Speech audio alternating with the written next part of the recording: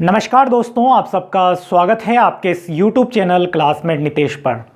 दोस्तों, आज के इस वीडियो लेक्चर के अंदर हम जानने वाले हैं कि जो टेंस होते हैं उनसे जो correct form of the verb हमारे एग्ज़ाम में पूछी जाती है उसको किस तरह से सोल्व किया जाता है। तो उसके लिए मैंने आपको बताया भी था कि मैं एक वीडियो सीरीज़ लाने वाला हूं। तो उस सीरीज़ के अंदर से आज हमारा ये पहला वीडियो है। इस वीडियो लेक्चर के अंदर हम पहला टेंस लेने वाले हैं टेंस में से, जो कि है हमारा present indefinite tense. Present indefinite tense किस तरह से यूज़ होता है, कौन कौन से स्ट्रक्चर बनते हैं, कौन कौन से सेंटेंस में कौन सी हेल्पिंग वर्ब आती है, ये सब हम डिस्कस करेंगे। और लास्ट में हम किस तरह से correct form of the verb को सही करते हैं जो कि हमारी प्रेजेंट इंडेफिनिट टेंस से आती है, वो देखने वाले हैं। तो वीडियो बहुत ही इंटरेस्टिंग होने वाली है। वीडियो में शुरू से लेकर लास्ट तक बने रहिएगा। तो चलिए आज का ये वीडियो लेक्चर शुरू करते हैं। सबसे पहले मैं आपको बताना चाहूँगा कि जो हमारा प्रेजेंट इंडेफिनिट टेंस है उसके हिंदी सेंटेंस की पहचान क्या होती है। अगर हम बात करें at the end of Hindi sentence, यानी कि जो हिंदी सेंटेंस होता है उसकी हम किस तरह से पहचान करें कि वो प्रेजेंट इंडेफिनिट है, तो आपने पढ़ा ही होगा ता है, ती है, ते हैं। ये अगर हमारे हिंदी सेंटेंस के लास्ट में आता है तो हम ये मानते हैं कि वो कौन सा टेंस है, प्रेजेंट इंडेफिनिट टेंस है। और अगर हम हेल्पिंग वर्ब की बात करें जो कि पूरे प्रेजेंट इंडेफिनिट टेंस के अंदर यूज़ होती है, तो वो होती है हमारी हेल्पिंग वर्ब डू या डज। ये एच और वी लिखा हुआ है, इसका मतलब होगा हेल्पिंग वर्ब।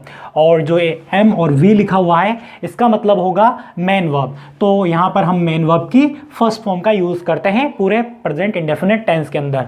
अब सेंटेंस की बात करते हैं, जो सेंटेंस बनते हैं प्रेजेंट इंडेफिनिट टेंस के अंदर। तो सबसे पहले बात करते हैं जो होता है हमारा अफर्मेटिव सेंटेंस। जो अफर्मेटिव सेंटेंस होता है उसमें क्या करते हैं, उसके अंदर हम हेल्पिंग वर्ब का यूज़ नहीं करते हैं, उसके अंदर हम मेन वर्ब की फर्स्ट फॉर्म का यूज़ करते हैं, या फिर हम फर्स्ट फॉर्म के साथ में एस या ईएस लगाते हैं। ठीक है, मैंने क्या कहा, हम जो अफर्मेटिव सेंटेंस होता है उसके अंदर हम हेल्पिंग वर्ब का यूज़ नहीं करते हैं, हम डायरेक्ट ही क्या लगाते हैं, हम मेन वर्ब की फर्स्ट फॉर्म का यूज़ करते हैं और फर्स्ट फॉर्म के साथ एस या ईएस लगाते हैं।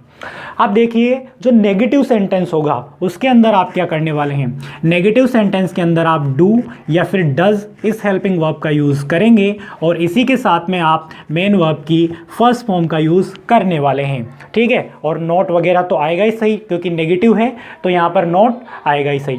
और जो इंट्रोगेटिव सेंटेंस होता है, इंट्रोगेटिव सेंटेंस के अंदर भी हम डू या फिर डज हेल्पिंग वर्ब का यूज़ करते हैं और इसी के साथ में हम मेन वर्ब की फर्स्ट फॉर्म का यूज़ करते हैं। अब हमने यहाँ कहा कि जो नेगेटिव और इंट्रोगेटिव सेंटेंस होता है उसके अंदर हम डू या फिर डज इस हेल्पिंग वर्ब का यूज़ करते हैं। तो ये डू या डज कैसे लगती है, जब हमारा सब्जेक्ट क्या हो डू आएगा, जब हमारा सब्जेक्ट क्या हो डज आएगा। तो ये जान लेते हैं पहले। हमारा सब्जेक्ट अगर आई, वी, यू या फिर दे, मेरा कहने का मतलब है कि हमारा सब्जेक्ट क्या है, अगर प्लूरल है, अगर मेरा सब्जेक्ट क्या है प्लूरल है, तो हम वहाँ पर किसका यूज़ करते हैं, डू का यूज़ करते हैं। और अगर हमारा सब्जेक्ट क्या है, ही है या फिर शी है या फिर इट है या फिर कोई नाउन है, यानी कि कहने का मतलब है किसी चीज़ का नाम है, तो वहाँ पर हम डज का यूज़ करते हैं, यानी कि सिंगुलर सब्जेक्ट है तो। ठीक है, एक बार फिर से रिवीजन कर लेते हैं। देखिए हम पढ़ रहे हैं प्रेजेंट इंडेफिनिट टेंस और हमने देखा है कि जो हिंदी सेंटेंस होता है प्रेजेंट इंडेफिनिट का उसकी पहचान क्या होती है, उसके लास्ट में ता है, ती है, ते हैं आता है। इसके अंदर हेल्पिंग वर्ब कौन सी आती है, डू या डज हेल्पिंग वर्ब आती है। मेन वर्ब की कौन सी फॉर्म आती है, मेन वर्ब की फर्स्ट फॉर्म आती है।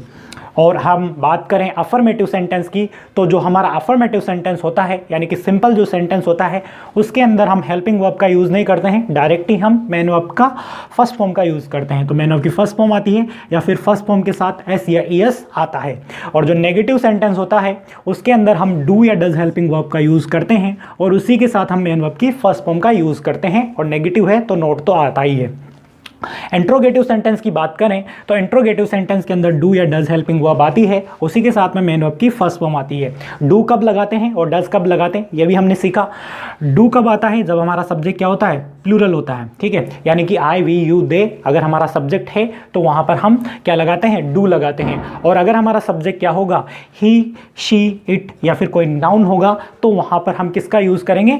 डज हेल्पिंग वर्ब का यूज करने वाले हैं नेगेटिव और इंट्रोगेटिव सेंटेंस के अंदर। और जो हमारा अफर्मेटिव सेंटेंस होता है वहाँ तो कोई हेल्पिंग वर्ब आती ही नहीं है, वहाँ तो डायरेक्ट मेन वर्ब की फर्स्ट फॉर्म आती है और फर्स्ट फॉर्म के साथ एस या ईएस आता है। अब यहाँ पर हमने देखा कि जो हमारा अफर्मेटिव सेंटेंस है उसके अंदर मेन वर्ब की फर्स्ट फॉर्म आ रही है, ठीक है, और फर्स्ट फॉर्म के साथ एस ईएस आ रहा है। अब ये कैसे पता करें कि फर्स्ट फॉर्म कब लगानी है और फर्स्ट फॉर्म के साथ एस या ईएस कब लगाना है, तो ये जान लेते हैं एक बार पहले।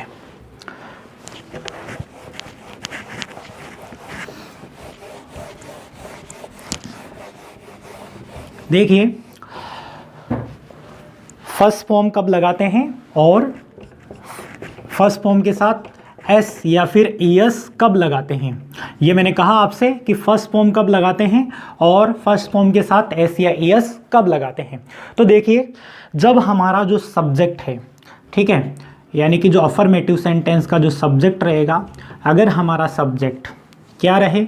हमारा सब्जेक्ट ही, शी, इट या फिर कोई नाउन है। नाउन से मेरा कहने का मतलब है, आप समझ सकते हैं, नाउन के अंदर बहुत सारी चीज़ें आती है। नाउन आपको पता ही है definition, noun is the name of person, place and thing, तो ठीक है, उससे आप समझ सकते हैं। तो अगर मेरा सब्जेक्ट ही, शी, इट या फिर कोई नाउन होता है, यानी कहने का मतलब है कि सिंगुलर होता है, तो वहाँ पर हम मेन वर्ब की फर्स्ट फॉर्म के साथ एस या फिर ईएस लगाते हैं, ठीक है।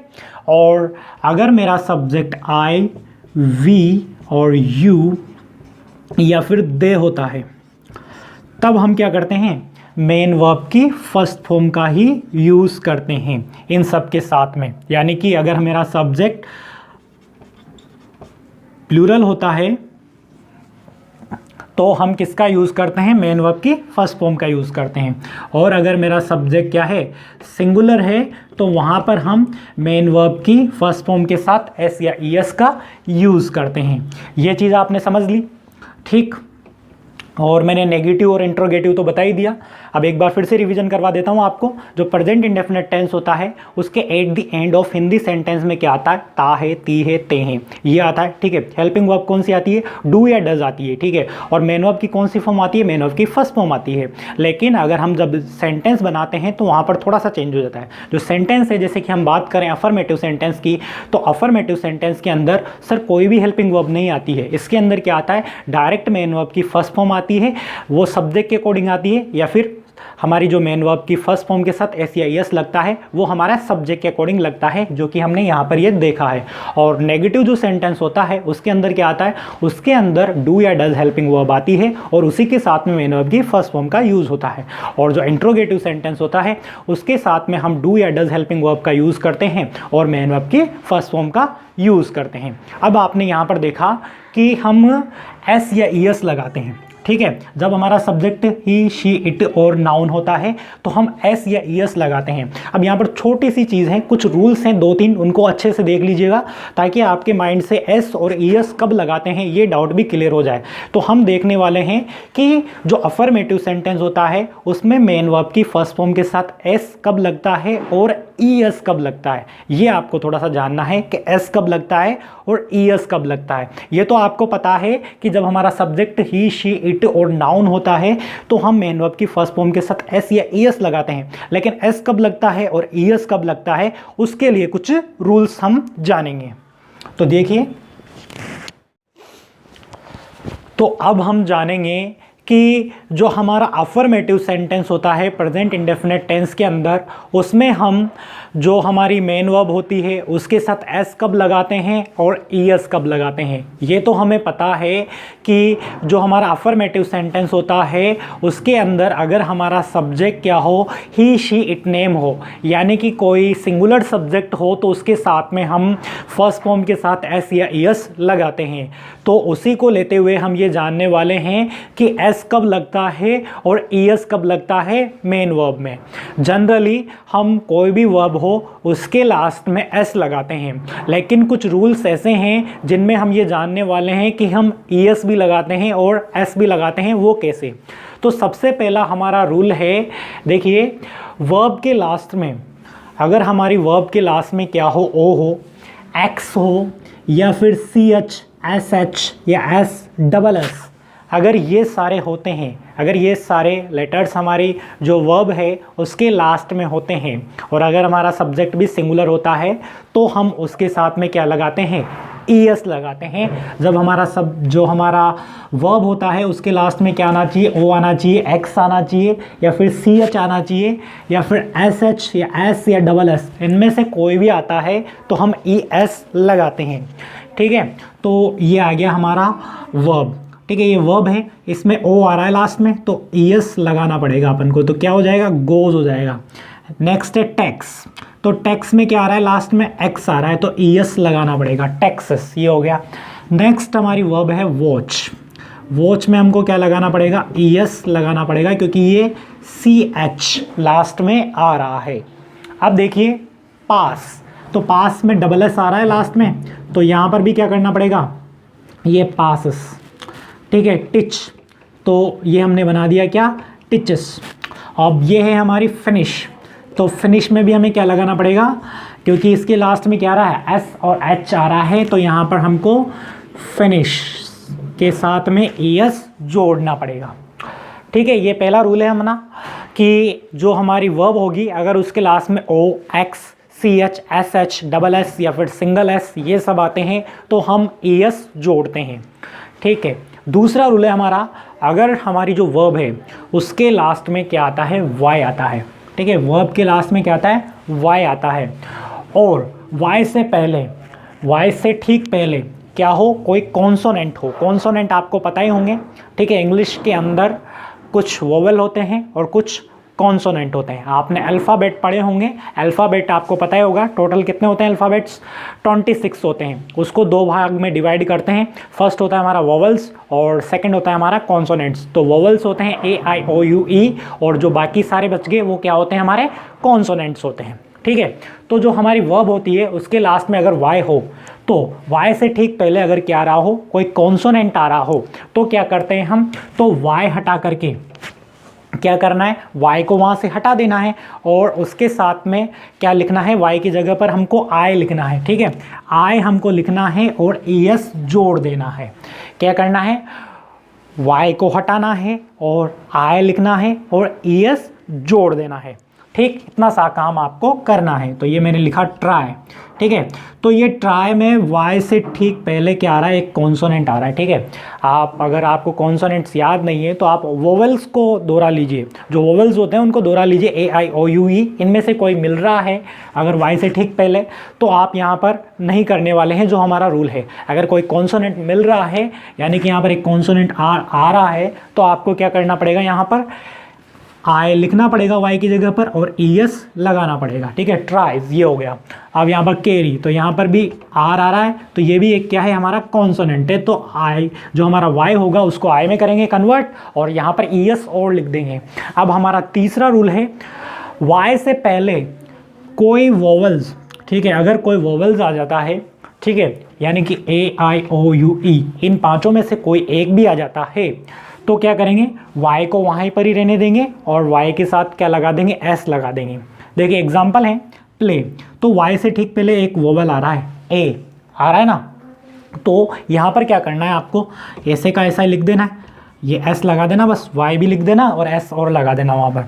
अब हम लिखते हैं बाय, तो y में भी y आ रहा है, y से ठीक पहले, तो यहाँ पर भी हमको s लगाना है। ये तो हमारे कुछ रूल्स थे, और बाकी अगर इनके अलावा कोई वर्ब आती है तो उसके लास्ट में आपको सिर्फ s लगाना होगा, ठीक है। ये रूल में आता है, तो आपको es यहाँ लगाना है, es यहाँ लगाना है, es इसमें करना है और s यहाँ लगाना है, और इनके अलावा कोई आता है तो वहाँ पर आप s लगाएंगे।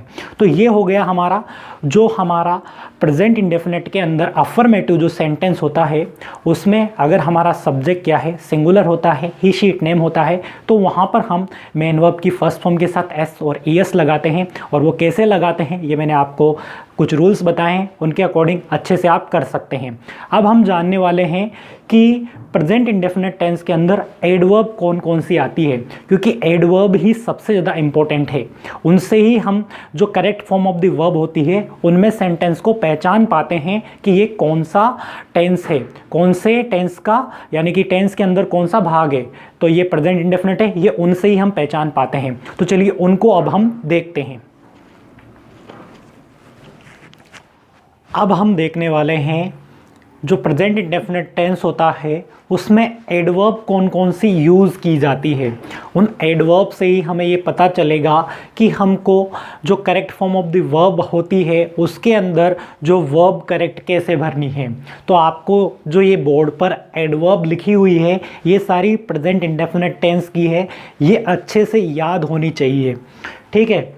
तो देखिए जो एडवर्ब कौन कौन सी आती है प्रेजेंट इंडेफिनिट टेंस के अंदर, सबसे पहले आती है हमारी ऑलवेज, ठीक है, ऑफन, इसको ऑफन भी बोला जाता है या ऑफ्टन भी पढ़ा जाता है, दोनों तरीके से आप बोल सकते हैं। Daily, regularly, seldom, generally, frequently, occasionally, rarely, hardly, scarcely, never, every plus time. Every plus time कहने का मेरा मतलब है एवरी के साथ में कोई भी टाइम आ सकता है, every day, every month, every year, इस तरह से कोई भी टाइम आ सकता है लिखा हुआ। एवरी आवर इस तरह से भी आ सकता है, etc। ये सारी हमारी जो एडवर्ब है वो प्रेजेंट इंडेफिनिट टेंस के अंदर आती है, ठीक है। अब आपको कुछ पॉइंट और ध्यान रखने पड़ेंगे, ठीक है। सबसे ज़्यादा जो एरिया कवर कर रखा है वो टेंस के अंदर प्रेजेंट इंडेफिनिट टेंस के ने ही कर रखा है, इसका एरिया बहुत ज़्यादा है, इसके अंदर बहुत सारी चीज़ें आती है और हमको समझने के लिए भी बहुत सारी चीज़ें मिलती है। तो देखिए आपको क्या देखना है, रिपीटेड वर्क, अगर कोई काम जो रिपीट किया जाता है बार बार वो भी किसके अंदर आता है, प्रेजेंट इंडेफिनिट टेंस के अंदर आता है। हमारे रिपीटेड वर्क कौन कौन से होते हैं, हम रोज़ाना सुबह जल्दी उठते हैं, ब्रश करते हैं, ऑफिस जाते हैं, या आप जो बच्चे हैं वो पढ़ते हैं, ये रिपीटेड वर्क हैं आपके सबके, ठीक है। नेक्स्ट है यूनिवर्सल ट्रूथ। यूनिवर्सल ट्रूथ आपने पढ़ा होगा, जो सार्वभौमिक सत्य होता है, ठीक है। चाहे यहाँ हो, चाहे आप अमेरिका चले जाओ, लंदन चले जाओ, किसी भी देश में चले जाओ, इस दुनिया के कोई भी कोने में चले जाओ, वो वहाँ पर भी सही होगा, सत्य साबित होगा, ठीक है, तो सच होगा वो।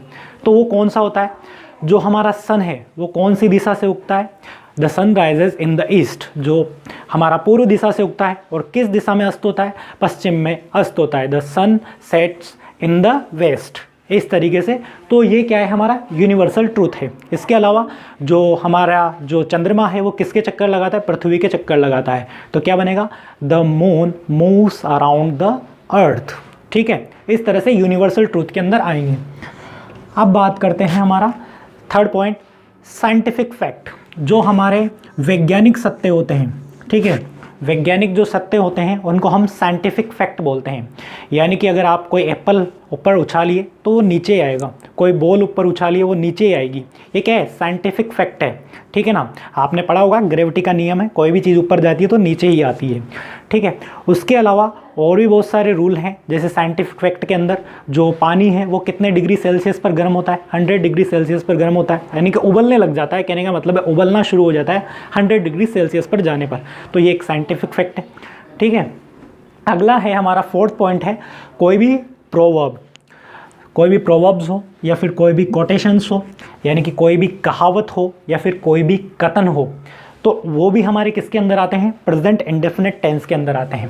प्रोवर्ब्स कौन कौन सी होती है, honesty is the best policy, यानी कि जो हमारी ईमानदारी है वो सबसे अच्छी नीति है, ठीक है, कोई भी कोटेशन हुआ, किसी बड़े आदमी की कोई कही हुई बात हुई तो वो भी इसके अंदर ही आती है। प्रोवर्ब के अंदर और आता है all glittery things is not gold, हर कोई चमकती चीज़ सोना नहीं होती, ठीक है, तो वो भी हमारी प्रोवर्ब्स के अंदर ही आती है। कोई हैबिट है, किसी आदमी की कोई आदत है, तो वो भी किसके अंदर आती है, वो भी प्रेजेंट इंडेफिनिट टेंस के अंदर ही आती है। हैबिट माने जो चोर है उसको चोरी करना, वो हमेशा उसकी आदत होती है, ठीक है। कोई भी चीज़ तुम्हारी भी आदत होगी तो वो भी हमेशा प्रेजेंट इंडेफिनिट टेंस के अंदर ही लिखी जाती है।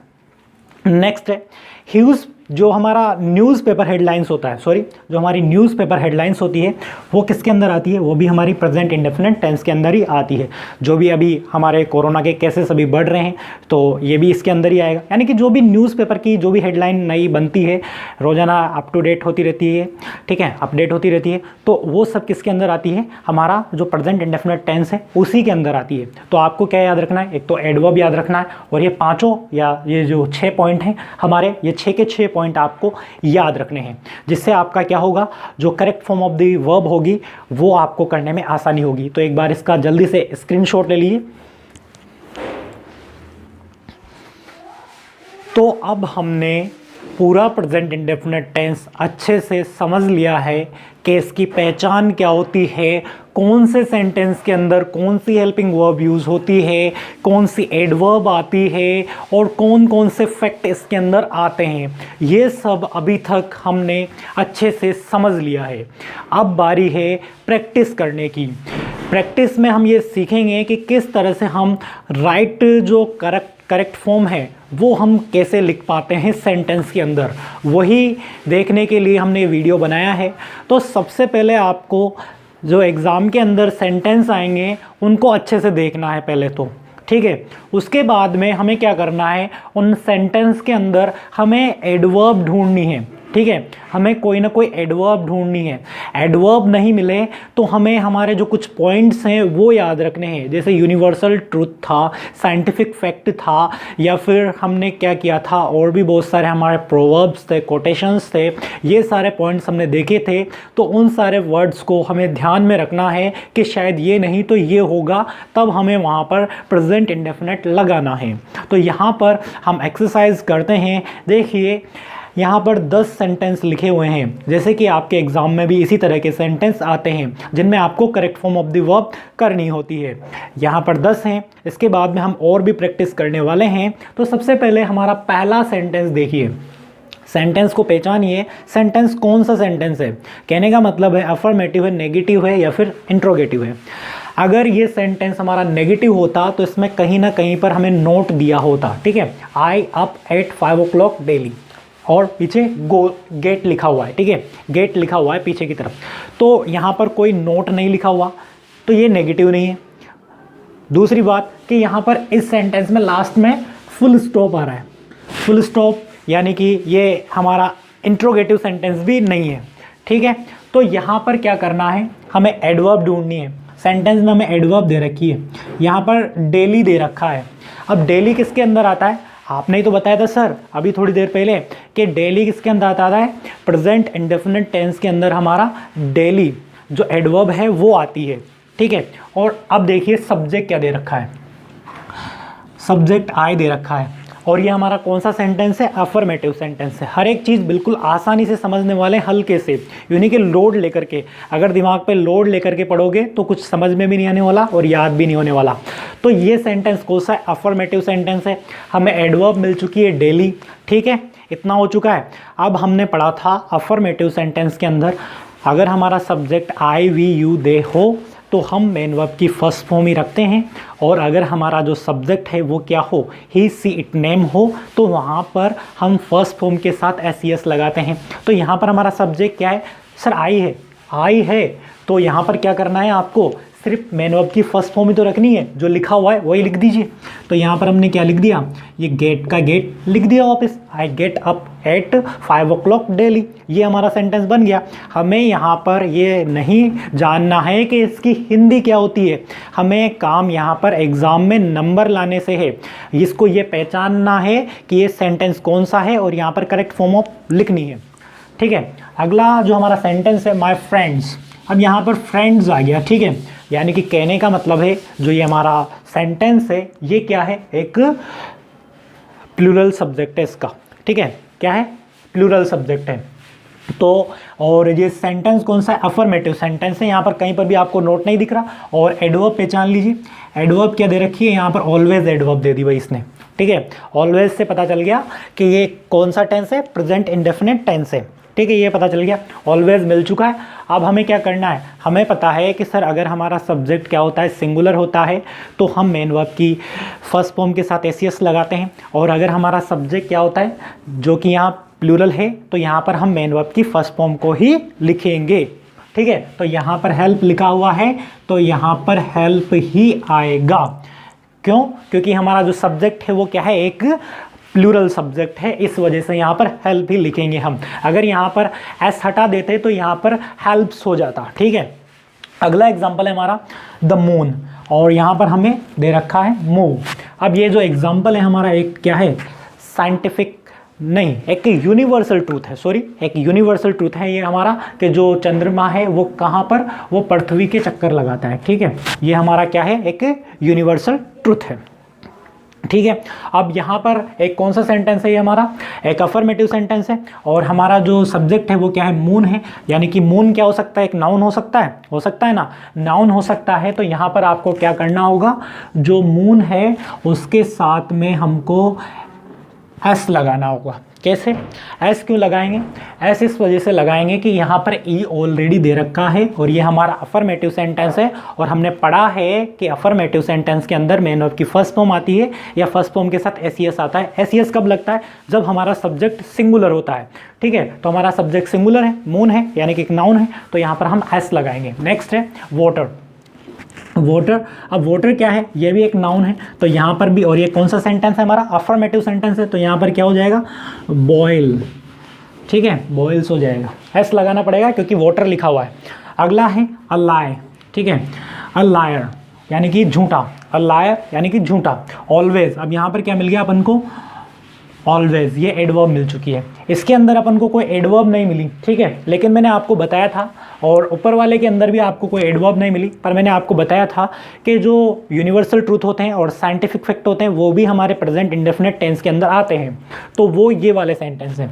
अब यहाँ पर क्या आ गया, अ लायर ऑलवेज, अब यहाँ पर क्या आएगा, लाइज। अब यहाँ पर लाइज क्या है, लायर यानी क्या होता है, झूठा, ठीक है, और झूठा क्या है, एक क्या है हमारा, अगर हम प्रेजेंट इंडेफिनिट की बात करें अफर्मेटिव सेंटेंस के अंदर, मैंने बताया था कि ये क्या है हमारा, एक सिंगुलर सब्जेक्ट है, अ लिखा हुआ है ना, तो अ तो यानी सिंगुलर ही होगा ना भाई, ठीक है।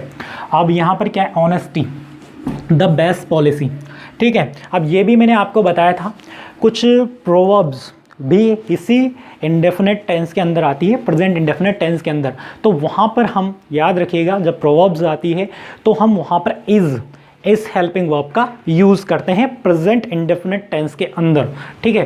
तो जब भी कोई ये हमारी प्रोवर्ब आएगी तो ये इज़ यूज़ कर लेते हैं अपन, ये इज़, ये दोनों हमारी क्या है, प्रोवर्ब्स है। Honesty is the best policy, ये हमारी प्रोवर्ब है। All glitters is not gold, हर चमकती चीज़ क्या नहीं होती, सोना नहीं होती, ठीक है। तो ये हमारी क्या है, कहावत है। अगला एग्जाम्पल देखिए, यहाँ पर हमें डेली मिल चुका है 8 नंबर में, ठीक है। डेली हमारा प्रेजेंट इंडेफिनिट टेंस के अंदर आता है और अफर्मेटिव सेंटेंस के अंदर आता है, ठीक है, यानी कि अफर्मेटिव सेंटेंस ये वाला अपना है। और यहाँ पर हमें सब्जेक्ट क्या दे रखा है सर, यहाँ पर हमारा सब्जेक्ट है, ही हमारा सब्जेक्ट है सर, तो अफर्मेटिव सेंटेंस है और ही सब्जेक्ट है, क्या आएगा, मेन वर्ब की फर्स्ट फॉर्म के साथ एस आएगा ना, तो यहाँ पर गो आ रहा है, और हमने रूल पढ़ा था कि जब भी हमारी जो वर्ब आती है उसके साथ अगर ओ आता है लास्ट में तो ई एस लगाते हैं, तो यहाँ पर क्या होगा, गोज हो जाएगा सर, ठीक है। यहाँ पर एवरी डे आ गया, अब एवरी डे मैंने बोला था एवरी प्लस टाइम, ये एडवर्ब भी किसके अंदर आती है, हमारे प्रेजेंट इंडेफिनिट टेंस के अंदर आती है। तो यहाँ पर भी आपको क्या करना है, देखिए पहले तो सब्जेक्ट देख लीजिए, यहाँ पर वी आ रहा है, अगर वी सब्जेक्ट आ रहा है तो आपको क्या करना पड़ेगा, मैंने बोला था कि अगर हमारा सब्जेक्ट सिंगुलर है तो उसके साथ हम क्या लगाते हैं, एस या ई एस लगाते हैं मेन वर्ब की फर्स्ट फॉर्म के साथ, और अगर हमारा सब्जेक्ट क्या है, प्लूरल है, तो उसके साथ हम मेन वर्ब की फर्स्ट फॉर्म को ही लिखते हैं। तो हमारा यहाँ पर सब्जेक्ट क्या है, वी है, ये क्या है, एक प्लूरल सब्जेक्ट है, और सेंटेंस कौन सा है, अफर्मेटिव सेंटेंस है, तो यहाँ पर आपको गो का गो ही लिखना पड़ेगा, ठीक है। अगला हमारा सेंटेंस है द सन, और यहाँ पर वेस्ट, जो सूर्य है वो किधर अस्त होता है, पश्चिम दिशा की तरफ अस्त होता है, ठीक है। तो यहाँ पर सेट लिखा हुआ है। अब जो सन है पहले तो सेंटेंस देख लीजिए एक बार कि सेंटेंस कौन सा है। तो सेंटेंस है हमारा यहाँ पर अफर्मेटिव सेंटेंस है, और यहाँ पर हमें जो सब्जेक्ट क्या मिल गया हमारा, यहाँ पर हमें एक नाउन मिल चुका है। ठीक है, हमारा जो सब्जेक्ट है वो एक नाउन है, यानी कि सन। तो हम जब हमारा सब्जेक्ट क्या है, ही शी इट नेम या फिर कोई नाउन होता है, ठीक है, और हमारा सेंटेंस अफर्मेटिव होता है, तो उसके साथ में हम क्या लगाते हैं, एस या ईएस लगाते हैं। तो यहाँ पर क्या हो जाएगा हमारा, सेट्स। ठीक है, आपको रूल अच्छे से याद होने चाहिए। अगर रूल अच्छे से याद हैं तो आप आसानी से कर पाएंगे कि प्रेजेंट इंडेफिनिट टेंस को किस तरह से सोल्व किया जाता है, correct form of the verb किस तरह से की जाती है। अब कुछ और एग्जांपल लेंगे इसी तरीके से, उनको भी सोल्व करते हैं। तो गाइस अब हम देखते हैं कुछ और सेंटेंसेस प्रेजेंट इंडेफिनिट टेंस को लेकर के। तो देखिए, सबसे पहला अपना सेंटेंस है 11वें नंबर का, वाटर, और यहाँ पर लिखा हुआ है हाइड्रोजन और ऑक्सीजन। तो जो वाटर होता है उसमें क्या होता है, हाइड्रोजन ऑक्सीजन दोनों मिलता है। तो ये एक साइंटिफिक फैक्ट है। तो यहाँ पर हमारा जो सेंटेंस है वो कौन सा है, अफर्मेटिव सेंटेंस है। ठीक है, अफर्मेटिव सेंटेंस है। तो यहाँ पर आपको क्या करना पड़ेगा, और सब्जेक्ट को भी देखना पड़ेगा आपको। ठीक है, सब्जेक्ट देख लिया कि वाटर है, यानी कि अफर्मेटिव सेंटेंस है, सब्जेक्ट हमारा एक नाउन है। तो हम यहाँ पर मेन वर्ब की फर्स्ट फॉर्म के साथ एस या ईएस लगाने वाले हैं। तो यहाँ पर क्या लिखेंगे, कंटेंट्स, ये हमने क्या लगा दिया, एस लगा दिया इसके साथ में, कंटेंट्स। ठीक है, ये हो गया अपना फर्स्ट सेंटेंस। दूसरा देखिए, ये तो सेंटेंस आपको ज़्यादातर बहुत सारी किताबों के अंदर देखने को मिलेगा कि जो टू एंड टू, और यहाँ पर आपको अक्सर कन्फ्यूजन भी होगा। तो देख लीजिए कि जो टू और टू, ये वाला अगर हमारा कैलकुलेशन का सेंटेंस आता है प्रेजेंट इंडेफिनिट टेंस के अंदर, तो हम इसमें हमेशा यही लिखने वाले हैं। ठीक है, मैक्स 2 and 2 मैक्स 4, ये आने वाला है यहाँ पर। ठीक है, नेक्स्ट हमारा सेंटेंस है 13 नंबर का। यहाँ पर हमें एडवर्ब मिल जाती है यूजुअली। सर यूजुअली एडवर्ब मिल गई, और हमारा जो सेंटेंस का सब्जेक्ट है वो क्या है, ही है। तो हम, ये एक सिंगुलर है, तो यहाँ पर हम डू और हमें वर्ब दे रखी है। तो क्या करना है, यहाँ पर डू के साथ में ईएस लगाना है। ठीक है, यहाँ पर डज हो जाएगा ये। ठीक है, यहाँ पर ये हेल्पिंग वर्ब नहीं है, ये यहाँ पर मेन वर्ब है। पर हमें क्या है कि हमारा जो सब्जेक्ट है वो एक सिंगुलर है, तो ईएस तो लगाना ही पड़ेगा ना भाई। ठीक है, अब देखिए 14 नंबर का जो सेंटेंस है उसमें क्या दे रखा है, डेली हमें एक एडवर्ब दे रखी है। ठीक है, डेली एडवर्ब दे दी इसने, और दो हमें यहाँ पर क्या दे दिए, खाली जगह दे दी इसने, ब्लैंक दे दी है। अब क्या करना है, किस तरह से भरोगे इन दोनों को। तो आपको पता होगा कि इंट्रोगेटिव जो सेंटेंस होता है उसमें आगे हेल्पिंग वर्ब लिखी जाती है, फिर सब्जेक्ट आता है, फिर देन हमारी मेन वर्ब आती है।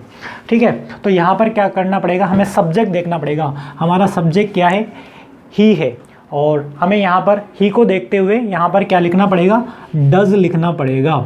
ठीक है, मैंने बताया था आपको इंट्रोगेटिव सेंटेंस के अंदर डू या डज हेल्पिंग वर्ब आती है। डू किसके साथ आता है, आई वी यू दे के साथ, और डज किसके साथ आता है, ही शी इट नेम के साथ। तो ही यहाँ पर आ रहा है तो डज यहाँ पर आएगा। और हमें पता है कि इंट्रोगेटिव सेंटेंस के अंदर हम मेन वर्ब की कौन सी फॉर्म का यूज़ करते हैं, फर्स्ट फॉर्म का हम यूज़ करते हैं। तो ठीक है, ये मैंने यहाँ पर टिच लिख दिया। ठीक है, a teacher is a person. ठीक है, हु स्टूडेंट्स। अब यहाँ पर एक टीचर एक ऐसा व्यक्ति होता है जो क्या करता है, बच्चों को पढ़ाता है, बच्चों को सिखाता है। तो यहाँ पर क्या आएगा, टीचर के लिए क्या आएगा, टिच। ठीक है, टीचर सिखाता है, टिच। ठीक है, टीचर क्या है, सिंगुलर सब्जेक्ट है। ठीक है, तो उसके लिए अपन टिच लिखेंगे। अब यहाँ पर क्या मिल गया अपन को, नेवर मिल गया सर। इसके अंदर 16 सेंटेंस के अंदर हमने बताया था आपको कि जो एडवर्ब आती है वो नेवर भी आती है। तो यहाँ पर भी आपको क्या करना है, बैड स्टूडेंट्स। सर यहाँ पर तो प्लूरल सब्जेक्ट है, और ये कौन सा सेंटेंस है, अफर्मेटिव सेंटेंस है, और इसके अंदर प्लूरल सब्जेक्ट आ गया, तो हमें मेन वर्ब की फर्स्ट फॉर्म ही भरनी है बस। ठीक है, तो हमें कौन सी फॉर्म भरनी है, मेन वर्ब की फर्स्ट फॉर्म ही भरनी है। तो यहाँ पर हम क्या करेंगे, वर्क ही करेंगे। यहाँ पर स्टूडेंट्स आ रहा है इस वजह से, अगर यहाँ स्टूडेंट होता तो यहाँ पर हम क्या करते और कुछ अलग करते। ठीक है, अब देखिए, हाँ नेक्स्ट देखिए, एवरी डे। अब यहाँ पर एवरी प्लस टाइम आ गया सर, एवरी प्लस टाइम आ गया, तो क्या करना पड़ेगा आपको, यहाँ पर देखना पड़ेगा डॉक्टर, और यहाँ पर एवरी डे मिल गया, और सेंटेंस कौन सा है, अफर्मेटिव सेंटेंस है सर। तो यहाँ पर क्या करना पड़ेगा, जो हमारा विजिट हमें वर्ब दे रखी है correct form of the verb करने के लिए, तो हमें सब्जेक्ट भी तो देखना पड़ेगा सर। तो यहाँ पर डॉक्टर हमारा सब्जेक्ट है। अब डॉक्टर सब्जेक्ट आ गया, तो डॉक्टर किसके अंदर आता है, सिंगुलर के अंदर ही तो आता है ना, और सेंटेंस भी हमारा कौन सा है, अफर्मेटिव है। तो अफर्मेटिव सेंटेंस के अंदर अगर हमारा सब्जेक्ट जो सिंगुलर आता है तो उसके साथ में हम मेन वर्ब की फर्स्ट फॉर्म के साथ एस या ईएस लगाते हैं। तो यहाँ पर हम विजिट्स करेंगे। ठीक है, ये विजिट्स, ठीक है, एस लगा देंगे। अब है मिनिस्टर, द मिनिस्टर। ठीक है, मिनिस्टर हमारा सब्जेक्ट है 18 नंबर पे। और ये एक न्यूज़पेपर की हेडलाइन है कि जो न्यूज़पेपर में आया है कि जो मिनिस्टर जी हैं वो कहाँ पहुंचने वाले हैं, संडे को 3 बजे अजमेर पहुंचने वाले, ठीक है, तो वहाँ पर पहुंचने वाले। तो यहाँ पर हम क्या लगाएंगे, न्यूज़पेपर की हेडलाइन आ गई है और हमें हमारा जो सब्जेक्ट है वो क्या है, मिनिस्टर मिल रहा है। और जो सेंटेंस हमारा कौन सा, अफर्मेटिव सेंटेंस है। तो यहाँ पर हम क्या करेंगे, जो अराइव है और इसको क्या कर देंगे, अराइव्स कर देंगे, कुछ भी नहीं करना। ये तो पहले ही दे रखा था, एस और लगाना था बस, और कुछ भी नहीं करना, क्योंकि हमारा जो सब्जेक्ट है वो सिंगुलर है। तो सिंगुलर के साथ हम जब मेन वर्ब आती है तो उसके साथ में एस या ई एस का यूज़ करते हैं। तो यहाँ पर ई तो दे ही रखा था, एस और जोड़ना था बस। देखिए अगला है हमारा द सन, सीधा सा सब्जेक्ट है बेचारा, द सन, ठीक है, और इन द ईस्ट, ठीक है। तो जो सूर्य है वो कहाँ से उगता है, अरे ईस्ट से तो उगता है, तो राइज यानी क्या होगा, उगना, उठना, ठीक है, ये मीनिंग आता है। तो यहाँ पर क्या लिखेंगे, आप पहले तो देखो आपको सेंटेंस कौन सा मिल रहा है, अफर्मेटिव सेंटेंस है। और मैंने कुछ पॉइंट आपको बताए थे एडवर्ब के बाद में कि अगर यूनिवर्सल ट्रूथ आता है तो वहाँ पर क्या करना पड़ेगा, आपको वही रूल लगाने हैं। यूनिवर्सल ट्रूथ है या कुछ भी आए, रूल तो वही लगाने हैं आपको, ठीक है ना। अगर हमारा सिंगुलर सब्जेक्ट आता है तो वर्ब के साथ एस ई एस लगाना है, ठीक है। बस ये बताया गया है कि ये इसके अंदर आते हैं, ठीक है, करना तो वही है जो रूल्स हैं।